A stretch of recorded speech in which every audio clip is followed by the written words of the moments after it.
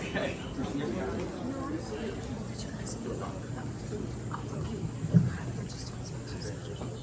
How's everybody doing tonight? Yeah. I'll try not to take too much of your time. You guys hear my accent? A little bit. A little bit? Okay. Where do you think I'm from? Georgia. Russia. Oh my God, did somebody say Russian collusion there? Yes. Okay. You know what, it's funny because people have been saying that for a very long time. Whenever anybody hears my accent or sees my name, they say Russian collusion. It's funny, I came here when I was 14. I'm a US Army combat veteran. Obviously the accent is still stuck with me. But in 2015, a group of veterans got together, a group of combat veterans got together, and we started what was known at the time as Veterans for Trump. Anybody know that? Anybody heard Veterans for Trump? Yeah. All right. So we started that, and whenever I had to go and do public speaking, the very first question I always got is, are you related to Putin? No. Am I? I don't know. I'm definitely not related to Putin, okay? I'm more American than half the country. And quite frankly, that's the policy of the Democratic Party. They want to play identity politics. I'm not about that, okay? I'm more American than half the country, and I believe that all of our Russian Americans, Cuban Americans, Yes. everybody, we're all one nation under God, indivisible, okay? And we must keep it that way. And we must not let them play one against another, which they're so good at. But fast forward the clocks a little bit. From 2016, as a grassroots organization, we've amassed thousands of veterans, and we built a coalition of over 300,000 people. Yeah, you can find us on Facebook right now. It's called Veterans for America First. But there were many different groups called Veterans for Trump, Marine Veterans for Trump, Women Veterans for Trump. My job was very simple. I didn't wake up one day saying, oh my God, I want to run this organization. That was nowhere in the cards, by the way. Especially with my accent and name. I was quite self-conscious about that. But as I started to assemble these groups together, introducing them to each other, I ran into something very interesting. I ran into a lot of pushback. A lot of pushback because we had Hillary Clinton's fact check. Who remembers that? Anybody remember that? Right, Hillary Clinton's fact check wanted to know how come we have a group on Facebook that has over 300,000 followers and they are spreading fake news. And that was very interesting because they asked me about a meme that we posted. A football player burning an American flag in a locker room.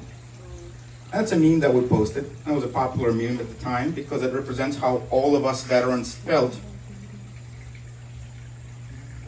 when those football players kneel and they disrespect our flag. They might as well spit us in the face and set the flag on fire. We weren't happy about that. We posted that meme, and Fact Check has interviewed me. They found out that, yes, I'm a US citizen. I obtained my citizenship by joining US Army. And I've raised my right hand and I said, I will swear to defend this nation from all enemies, foreign and domestic.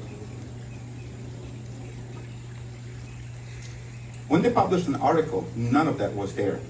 They omitted the fact that I'm a combat veteran. They omitted the fact that this organization is even ran by veterans. What they have posted is some guy named Vladimir spreads fake news and he is duping veterans by the hundreds of thousands.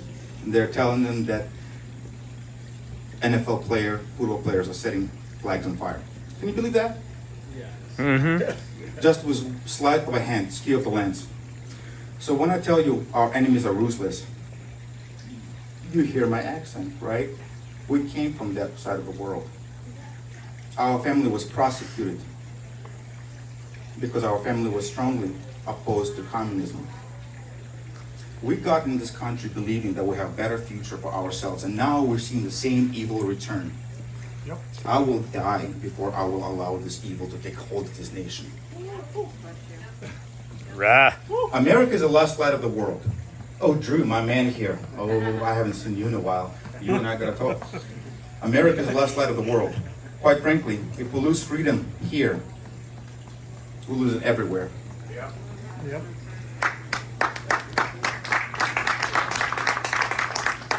The reason I'm here today is for a very special individual.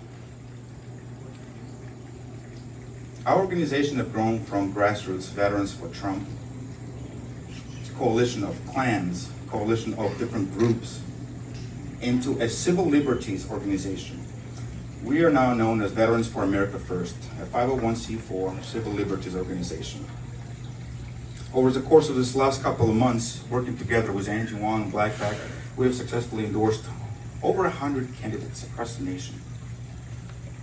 We just worked together with Team Trump to pull up a bus tour in Georgia, and we had a veterans event in New York, New Jersey. And by the way, on one of those events, they got General Flynn off the stage, New Jersey governor. How do you like that? In any case, with everything that we're doing, we are a nonpartisan organization.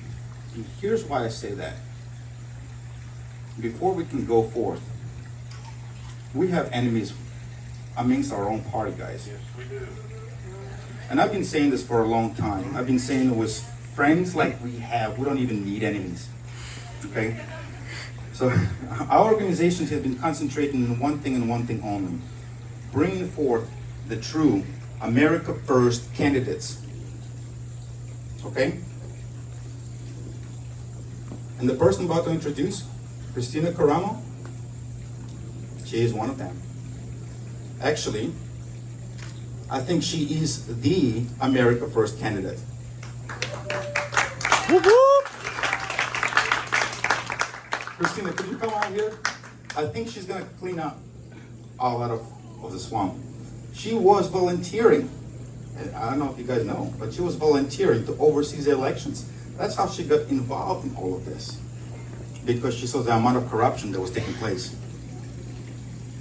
Well, I say we need to elect somebody with integrity, who's gonna fix our broken system. Somebody who's gonna stand for right principles. And one more last thing I wanted to know, well, do you guys love Kristina? Yeah.